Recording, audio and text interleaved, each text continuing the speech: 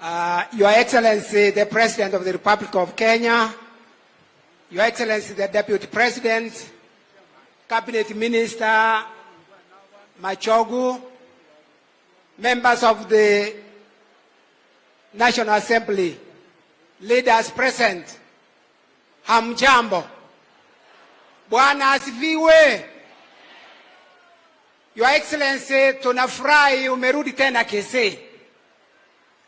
Wakati ulipokuwa huko nyumbani kwa Machogu homecoming, I told you ya kwamba dalili ya mvua ni mawingu. Na nataka nirudie hiyo.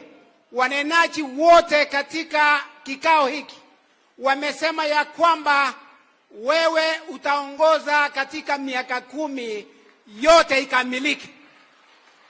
Na nilikuambia Your Excellency, hata wale wengine tuko kwa mlengo mwingine, tunaangalia mienendo yako na vile unafanya kazi.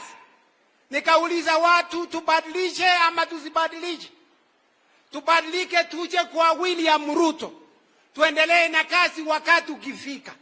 Saa hii niko kwa huo mlengo, lakini wakati ukiwadia narudi kwa kazi yako, tuendeshe Kenya hii. Kenya ni yetu, tukamilishe maendeleo, tuchenge Kisii yetu.